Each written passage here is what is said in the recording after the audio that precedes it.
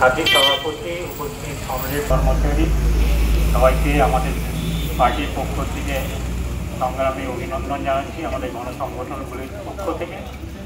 তো আমরা আজকে এখানে মিলিত হয়েছি এই কারণে, এটা আমাদের হওয়ার পর নির্বাচিত হওয়া মানে সেরকমই নির্বাচিত হওয়া। তারা হচ্ছে 5টা বছর পরিচালনা করলেন, পরবর্তী সময় হচ্ছে করতে অসুবিধাটা কোথায়, এটা আমরা ভেবে পাচ্ছি না।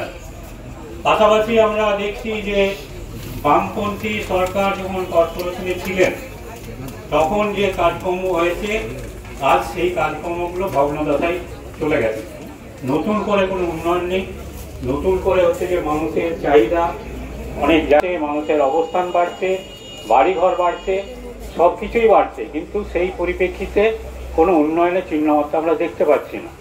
পাশাপাশি পাস করলো তাদের অবস্থানটা করলো, যারা পাস করলো দুটো দাবি, একটা হচ্ছে দ্রুত দ্বিতীয় দাবি হচ্ছে যে বড় অভ্যন্তরে যে যতগুলো ওয়ার্ড আছে এই ওয়ার্ডে পরিষেবাকে উন্নত করতে হবে।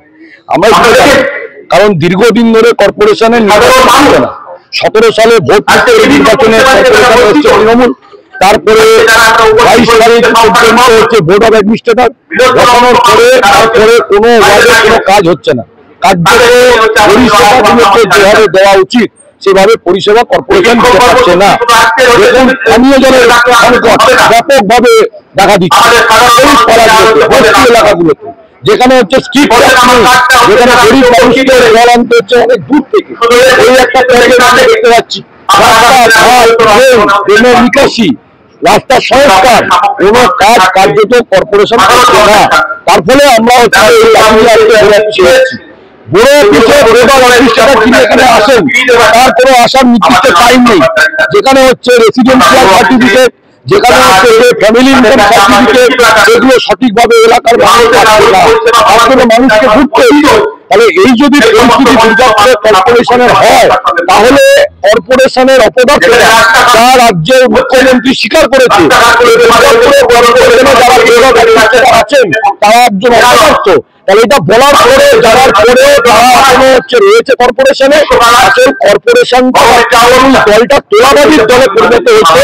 এটা কোনো রাজনৈতিক দলই নয়, এটা তোলাবাজির দল। কারণ সকাল থেকে রাত পর্যন্ত তোলাবাজি ছাড়া এই দলের আর কোনো কাজ নেই। তারপরে বিভিন্ন পরিষেবা থেকে বঞ্চিত হচ্ছে, মানুষ ঘুরছে, আবার বাড়ির টাকা লুট করছে। তৃণমূলের নেতারা, ওয়ার্ড সভাপতি, তৃণমূলের নেতারা টাকা দিচ্ছে ঘর করে দেবে বলে।